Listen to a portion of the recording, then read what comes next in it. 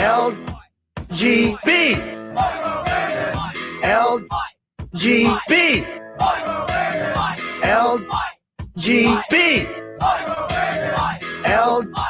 LGB. They say LGB everywhere I go. LGB. What it means, I don't know. LGB. Whatever it is. LGB. Kamala, help me, please. Please. Alrighty then. Thank you. LGB. That's let's go, Brandon. Right? LGB. This means let's go, Brandon. No. LGB. Sounds like let's go, Brandon. I guess. LGB. All right. Let's go, Brandon. I am Cornholio. Chant LGB. Right wing and left wing. LGB. Go, you know the thing. LGB. If you don't sing that back. LGB. And you ain't black. LGB. Let's go, Brandon. LGB. Let's go, Brandon. LGB. Let's go, Brandon. FJB. Let's go, Brandon. I'm Joe Biden, and I Forgot this message. Greetings, my dear friends, and welcome to another episode of Reading Epic Threads. I'm your host, Patrick Gunnels, joining you from Houston, Texas, this March 12th, 2024 at 10:35 a.m. Central Daylight Time. I know I said I would do it live, but I've actually got a nice time slot here I can use, and I've got many shipments to make, and Ashley is sleeping right now, which gives me a chance to knock this out. And then when she wakes up, she and I are possibly going to go see Dune Part 2. Today, I present to you, without commercial interruption, from badlands.substack.com, The Bank of Crooks and Criminals, Endless Lies, Endless Wars, Endless Inflation by Joe Lange. This feature is a follow-up to Friends in High Places and is best read with that feature in mind. How did Citibank become Citigroup? They had friends in high places. What do those friends in high places give you? Two things: favored treatment and protection. Citibank was a commercial bank when it was wanting to expand and grow, but one law prevented them from moving into the investment banking world. That law was the Glass-Steagall Act. It was passed into law because Citibank was blamed for the market crash in 1929, which led to the Great Depression and the shuttering of around 4,000 banks nationwide. Citibank had packaged bad loans into securities and sold them not just nationwide, but around the world. It became a cabal template for the future. When everything crashed, these corrupt banks like Citibank and their elite friends all got wealthier while the nation suffered for years, and many Americans lost everything. Through it all, Citibank has just become more powerful over the years because they've bought politicians and bureaucrats who were supposed to be regulating them to prevent another banking collapse. As I wrote about in my last article, the Glass-Steagall Act was gutted in 1999 in a bipartisan push for deregulation. But who was behind the push? According to The Guardian, quote, Wall Street deregulation blamed for deepening the banking crisis was aggressively pushed by advisors to Bill Clinton, who have also been at the heart of current White House policymaking, according to newly disclosed documents from his presidential library. The previously restricted papers revealed two separate attempts in 1995 and 1997 to hurry Clinton into supporting a repeal of the Depression-era Glass-Steagall Act and allow investment banks, insurers, and retail banks to merge. A Financial Services Modernization Act was passed by Congress in 1999, giving retrospective clearance to the 1998 merger of Citigroup and Travelers Group and unleashing a wave of Wall Street consolidation that was later blamed for forcing taxpayers to spend billions, bailing out the enlarged banks after the subprime mortgage crisis. End quote. You need to understand the timeline here. Citibank was already completing the merger with Travelers Group, which was illegal according to the Glass-Steagall Act. Citibank, as a commercial bank, was supposed to remain separated from any insurance company or investment bank. But Citibank has always been politically connected. There were powerful people within the Clinton administration that were doing Citibank's bidding and pressuring Clinton in order to hurry the repeal of the Glass-Steagall Act. Not surprisingly, one of them worked at the Department of the Treasury. More from The Guardian, quote, earlier in February 1995, newly appointed Treasury Secretary Robert Rubin and his deputy Bo Cutter and senior advisors, including John Podesta, gave the president 3 days to decide whether to back a repeal of Glass-Steagall. In what Cutter described as an action-forcing event, he wrote to Clinton on 21 February, telling him Rubin wanted to announce the policy before it was raised by the House Banking Committee on 1 March. End quote. Robert Rubin was the newly appointed Treasury Secretary for President Bill Clinton. Citibank had been recruiting leaders from the Treasury Department to work for them going back many generations. So it shouldn't surprise you that Robert Rubin would go on to lead Citibank after he left the Clinton administration. There's a direct pipeline from the Treasury Department to Citibank. John Podesta also played a big role in convincing Clinton to get rid of the Glass-Steagall Act.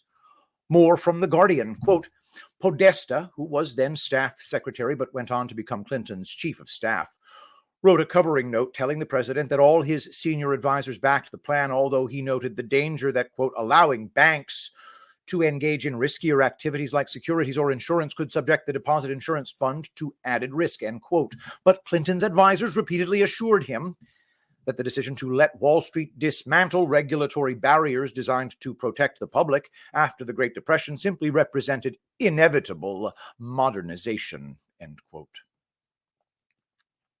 John Podesta became Bill Clinton's chief of staff and then later became campaign chairman for Hillary Clinton's run for president in 2016. Those were powerful positions working for one of the most powerful and corrupt political couples in the world. The Clintons are the Jezebel and Ahab of the modern world. John Podesta has been a powerful insider for a long time, and that's not a coincidence. There's a reason for that. More on that in a coming article.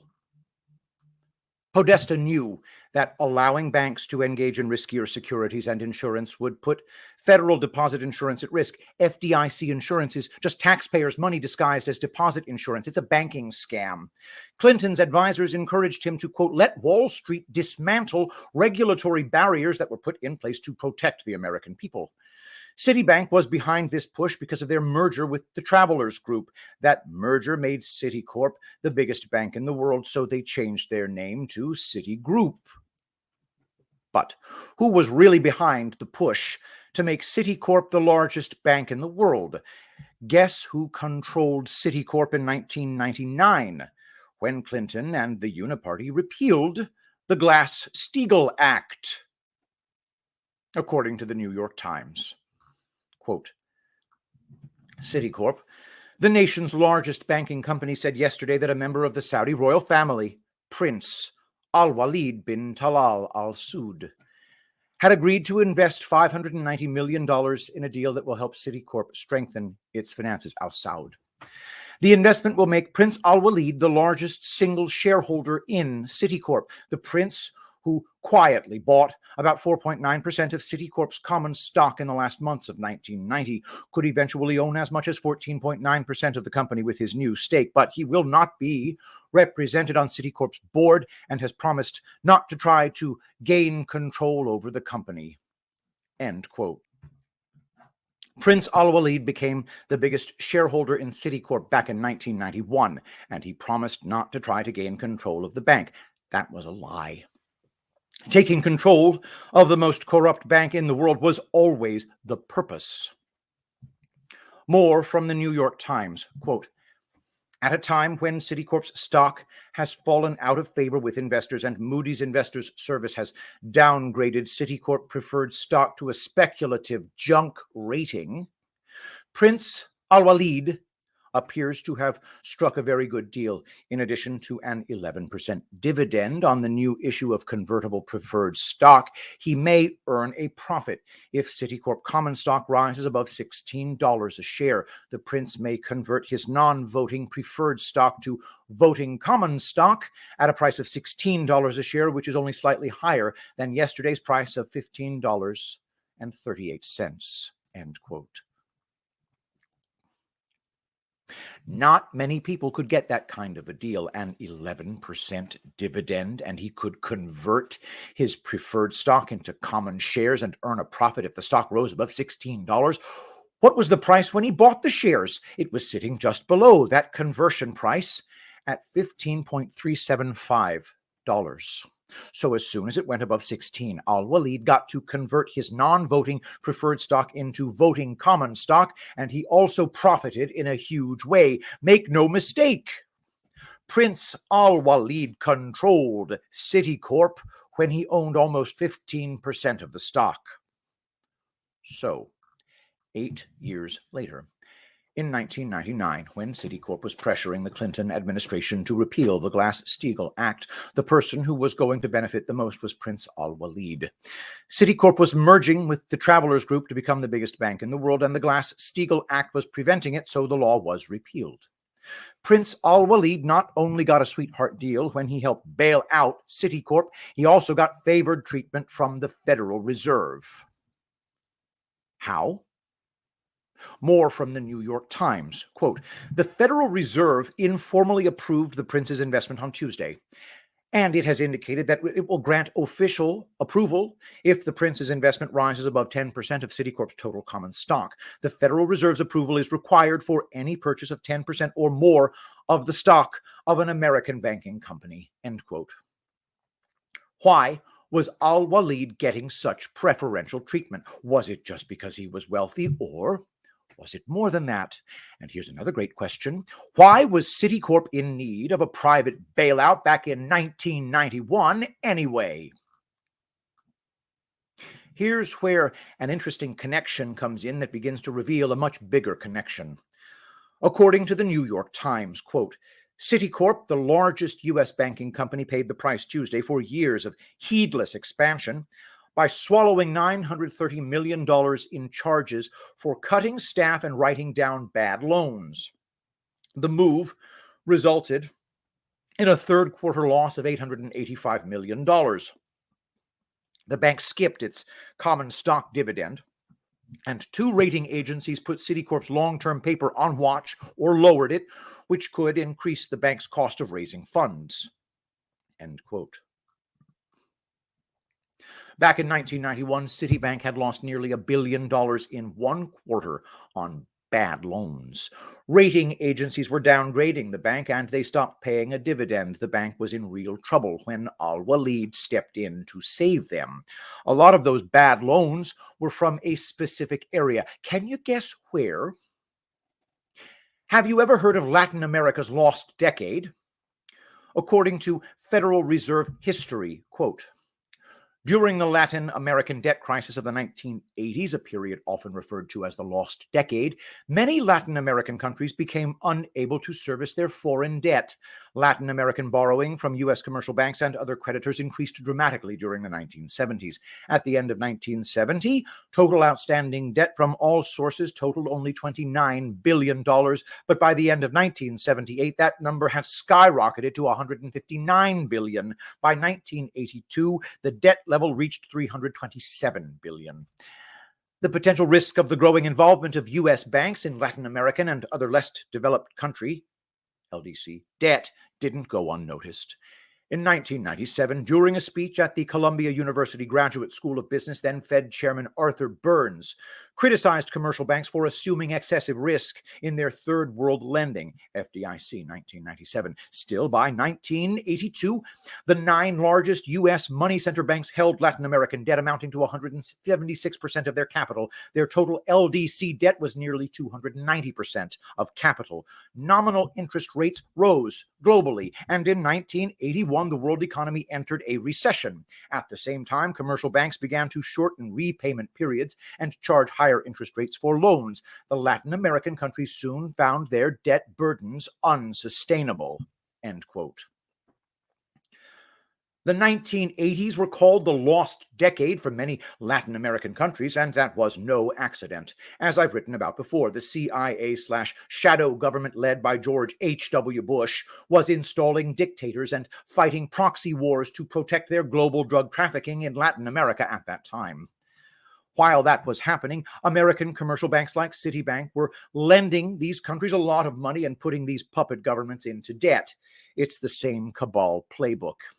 It was making the banks a lot of money and giving the cabal control of the governments and economies. But then something happened that changed everything.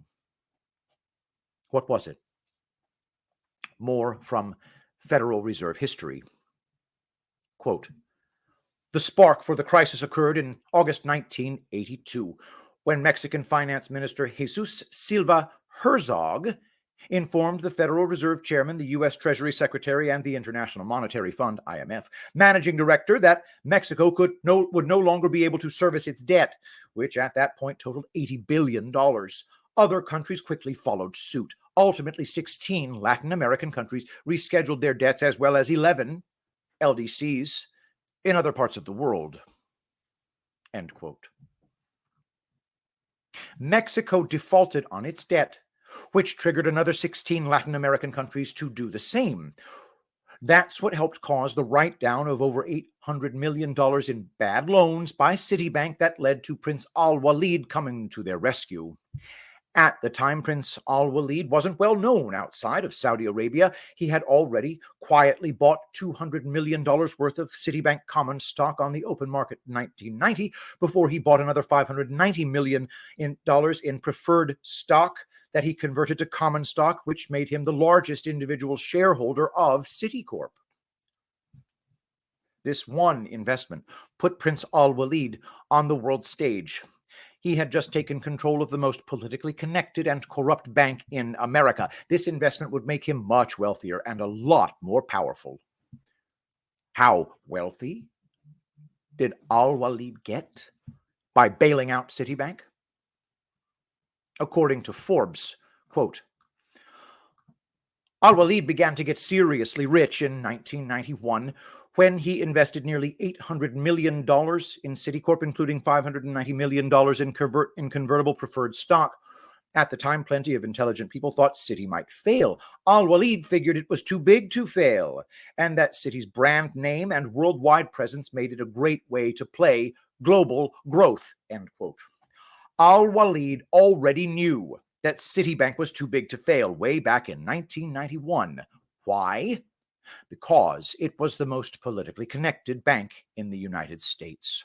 More from Forbes, quote, "Citi's stock has since climbed from $15 a share when Al-Walid bought in to $141 after selling 8 million shares and recouping much of his initial investment several years ago. Al-Walid now sits on a 9.1% Citi stake that is worth $5.8 billion and pumped out $210 million in dividends in just the last 3 years." End quote. Citibank became a cash cow for Al-Walid, but more importantly, it tied him directly to the shadow government that George H.W. Bush had set up that was controlling the government. Citibank has always been a major money laundering bank for the CIA, and that was already known by Al-Walid before he bailed the bank out. This is when Al-Walid began taking control of political puppets in the United States. Q drop number 134 of November 11th, 2017. Why were the events in SA extraordinary? Who was arrested?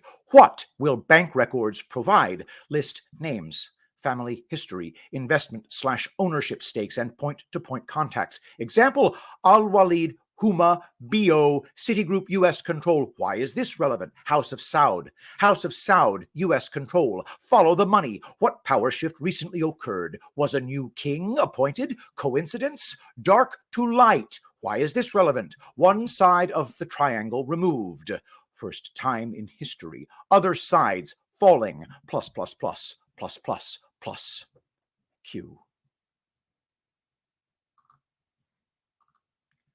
When Al-Walid took control of Citigroup, it was his first step in taking control of the United States. His arrest later in Saudi Arabia not only removed him from the chessboard, but his bank records also revealed a lot of things. I talked about that in my first article in this series titled Trump Takes Out the King. But who is Prince Al-Walid? What is his background and how did he become so wealthy? More from Forbes. Quote, when Forbes first spoke with Al-Walid bin Talal bin Abdul Aziz Al Saud, he was 31 and worth around $1 billion. He had earned his early money in Saudi Arabian construction projects and had yet to diversify into U.S. common stocks. Today, Prince Al-Walid, he's a nephew of Saudi Arabian King Fahd, is 41 and worth nearly $13 billion, end quote. Prince Al-Walid was a nephew of King Fahd, and back in 1998, he was worth $13 billion after his Citibank purchase. Some of his early money came from construction projects. That's a key data point that we'll come back to in a coming article. More from Forbes.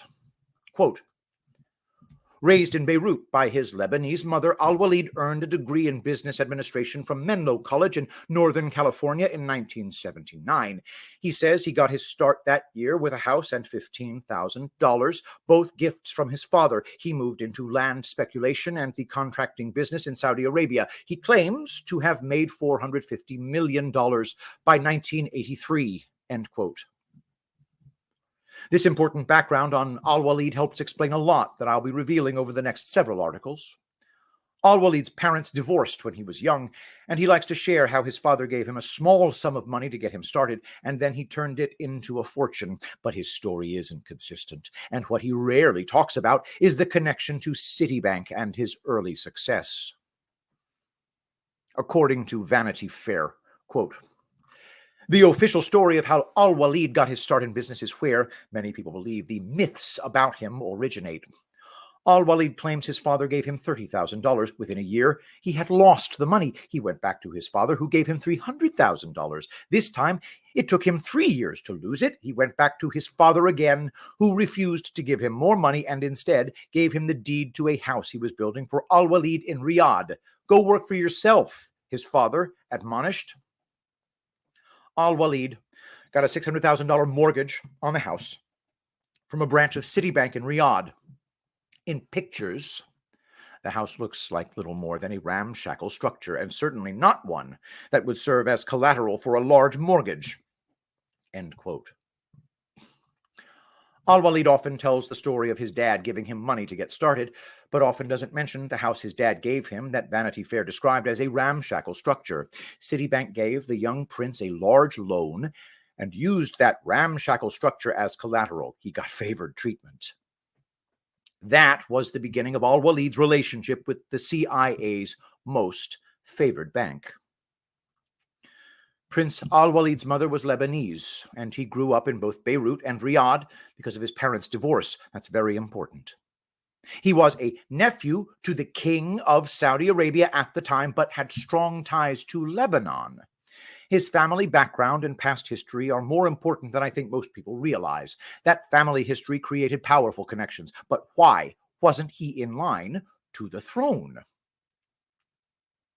According to Foreign Policy, quote, how Saudi is he? Not enough to ever be king. His father, Prince Talal, was born to an Armenian wife of King Abdul Aziz, who reigned from 1936 to 1953, which is decidedly the wrong pedigree. To ascend to the throne, princes should possess an entirely Arab family tree. Al-Walid's own mother was Lebanese, which compounds the problem. He has hundreds of other cousins with better credentials for the throne, end quote. Al-Walid did not have an entirely Arab family tree, and because of that, he had no chance at ever becoming king of Saudi Arabia. But that didn't prevent him from becoming one of the most powerful people in Saudi Arabia and the world. Don't miss this important fact. Prince Al-Walid had family ties both to Lebanon and Armenia. I'm going to reveal how important these connections are in coming articles. Prince Al-Walid was in a unique position because of his family background. It helped him develop very important contacts, which would make him a global power broker. Both of his grandparents were very powerful. He was grandson to King Abdul Aziz, who was the first king of Saudi Arabia. He was also grandson to Riyad al-Sol, who was the first prime minister of Lebanon. Prince Al-Walid would become far more powerful than both his grandfathers. I want to offer an important distinction. Kings and prime ministers rule countries and can have a lot of influence around the world, but their power is limited. The small group of puppet masters who have controlled the world also control kings, prime ministers, and presidents. Q told us who these puppet masters were. Here's a portion of Q drop number 133 of November 11th, 2017.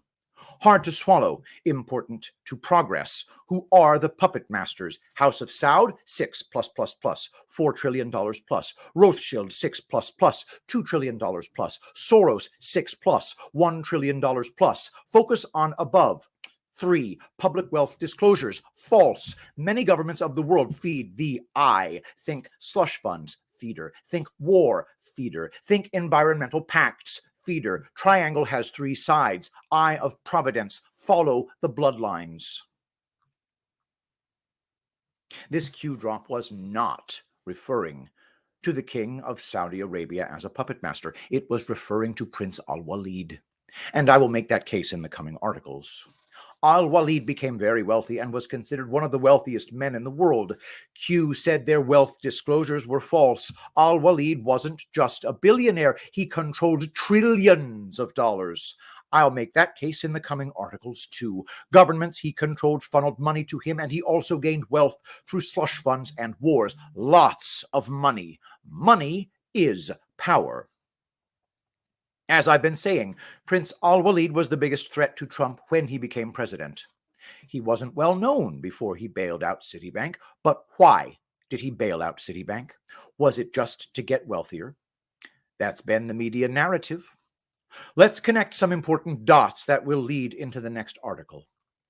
Do you remember from my previous articles how Citibank laundered drug money for the Medellin cartel and the corrupt Salinas family in Mexico using private bankers and accountants? They were both CIA operations. Citibank was one of George H.W. Bush's main money laundering banks for CIA drug trafficking. It was politically connected and had been for generations. Let me ask the question again. Why did Al-Walid bail out Citibank? The answer may surprise you, and it's going to reveal several things. According to the New York Times, quote, for weeks, Prince Al-Walid bin Talal of Saudi Arabia pondered the notion of spending a spare $500 million. Then last month, on the recommendation of American advisors, he used the money to buy up a sizable piece of America's largest banking company, Citicorp, end quote. You'll never guess who the American advisors were and who they are connected to. More from the New York Times. Quote, the advisors were the Carlyle Group. Not a familiar name on Wall Street, certainly. The Carlyle Group, relatively new and based in Washington, is led by people with little experience in the investment business, but with strong connections, especially in Washington, end quote. Political connections are important, especially when a shadow government is controlling the country. The Carlyle Group was connected to the most powerful man in Washington at the time. Can you guess who it was? More from the New York Times. Quote, David M. Rubenstein, a founding partner, served as a domestic policy advisor to President Jimmy Carter. Frank C. Carlucci, the vice chairman, was defense secretary in the Reagan administration. And Frederick V. Malek, an advisor, is close to President Bush, end quote. Who are these 3 Carlyle advisors that encouraged Al-Walid to bail out Citibank? And who are they all closely related to? David Rubenstein is always described as a wealthy philanthropist for his many donations to worthy causes. He reminds me of John Jacob Astor, who bailed out Citibank back in 1837. Astor was also a huge philanthropist, but got wealthy in ways that often took advantage of the poor. According to the Chronicle, quote, while those who live in mobile homes usually own their residence. They pay rent on the land it's residing in. In the past few years, private equity firms have been buying up mobile home parks and sharply increasing rent to astronomical levels for the majority low-income residents. While his accomplishments are well broadcasted, what you won't hear in Rubenstein's 2017 commencement address or read in Duke Today is how his investment firm has produced millions in returns for investors through preying on poor residents. Private equity firms work by collecting large sums of money from the uber wealthy to buy companies in hopes of changing them to turn a profit, often through maneuvers like laying off workers, or in the case of the Carlyle Group and manufactured homes parks, buying the community land and gouging low-income residents who can't afford to move. Carlyle Group has also made its billions through investing in the defense and national security markets. End quote. Gouging low-income residents has been a cabal template forever, but these wealthy cabal puppets know that if they make large donations to newsworthy projects, then they will be seen as philanthropists instead of oppressors. The Carlyle Group also invested in defense and national security companies. I'll have more on that in my next article. This is where Frank Carlucci comes in. According to The Nation, quote, last November, Frank Carlucci, chairman of the Carlyle Group, spoke to a conference on national security sponsored by the Pentagon and the Institute for Foreign Policy Analysis, a conservative think tank where he sits on the board of directors. His topic, employing the instruments of national power in a complex environment, was a perfect metaphor for Carlucci's career, which has taken him from the CIA to the largest ranks of the defense and national security establishment, and finally, to the top of one of the world's largest private equity funds, end quote. The Carlyle Group was a CIA operation from the beginning. Frank Carlucci was the number 2 man at the CIA during the Jimmy Carter administration before becoming a national security advisor for Ronald Reagan, and then Secretary of Defense when Caspar Weinberger was forced out because of the Iran-Contra scandal. Carlucci was close friends with Donald Rumsfeld and would advocate for a huge arms buildup to end the Cold War that would benefit the Bush family, the military-industrial complex, the CIA, and ultimately the Carlyle Group. More on that in the next article. How about Frederick Malek? Who is he? According to Wikipedia, quote, Frederick Vincent Malek, December 22nd, 1936 to March 24th, 2019, was an American business executive, political advisor, fraudster, and philanthropist. He was a president of Marriott Hotels and Northwest Airlines and an assistant to United States Presidents Richard Nixon, in whose purge of Jewish government employees Malek would take an active role, and George H.W. Bush. Active in politics for more than 50 years, Malek also serves as a National Finance Committee chair of Senator John McCain's 2008 presidential campaign, as well as the finance chair for the Republican Governors Association, and played various roles in the campaign of every Republican nominee for president, with the exception of Donald Trump, over the past 4 decades. End quote. Frederick Malek was an aide to President George H.W. Bush, then became a major player in finance for the Republican Party, giving Bush Sr. a lot of control over the Republican Party. That ended when Trump stepped into the ring. Malek has been a close friend to the Bush family for a long time. He was a Green Beret in Vietnam, and I'm pretty sure he's known George H.W. Bush since then. He got caught by the SEC bribing a political figure, but was only forced to pay a fine. These 3 members of the Carlyle Group encouraged Prince Al-Walid to take control of Citicorp back in 1991. All 3 of them have a long history with George H.W. Bush. The Carlyle Group would soon become one of the largest private equity firms in the world. Why did Bush want Al-Walid to take control of Citicorp in 1991? Timing is everything. The CIA/shadow government's biggest money laundering operation was being exposed at the time, and their dark money funding sources were in danger. Do you remember what was happening in 1990 and 1991? It was the biggest banking scandal in history. Have you heard of the BCCI, Bank of Credit and Commerce International banking scandal? According to Wikipedia, quote, investigators in the United States and the UK determined that BCCI had been, quote, set up deliberately to avoid centralized regulatory review and operated extensively in bank secrecy jurisdictions. Its affairs were extraordinarily complex. Its officers were sophisticated international bankers whose apparent objective was to keep their affairs secret, to commit fraud on a massive scale, and to avoid detection. In addition to violations of lending laws, BCCI was also accused of opening accounts or laundering money for figures such as Saddam Hussein, Manuel Noriega, Hussein Mohammed Ershad, and Samuel Doe, and for criminal organizations such as the Medellin cartel and Abu Nidal. Police and intelligence experts nicknamed BCCI the, quote, Bank of Crooks and Criminals International for its penchant for catering to customers who dealt in arms, drugs, and hot money, end quote. Did you catch some of those customers of this crooked bank? Guess who else had accounts at BCCI? More from Wikipedia. Quote, William von Raab, a former U.S. Commissioner of Customs, also told the Kerry Committee that the U.S. Central Intelligence Agency held several accounts at BCCI. According to a 1991 article in Time magazine, the National Security Council also had accounts at BCCI, which were used for a variety of covert operations, including transfers of money and weapons during the Iran-Contra affair, end quote. I'm sure it probably doesn't surprise many people that the CIA and National Security Council had accounts at this massive money laundering bank. This story was gaining worldwide media attention.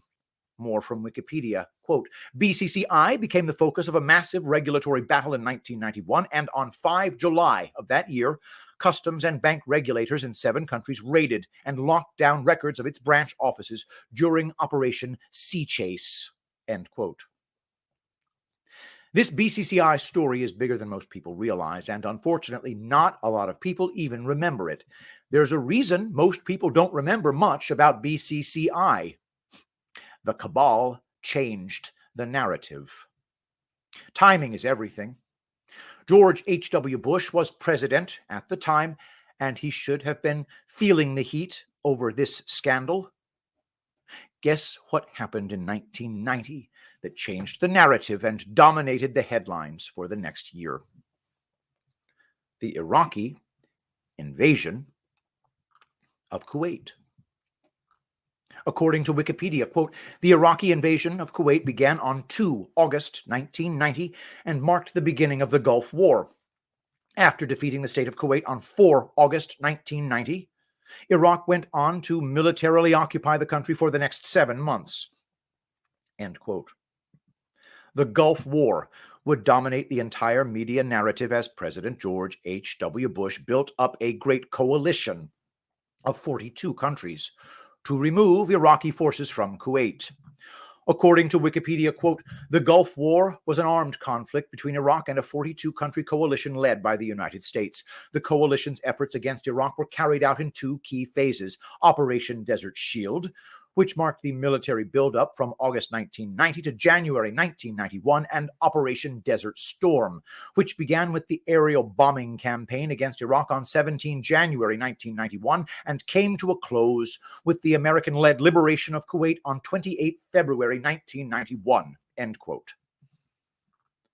Operation Desert Shield would fill the headlines for several months, and then Desert Storm would completely wipe away the thought of the BCCI scandal from the media narrative. Mission accomplished.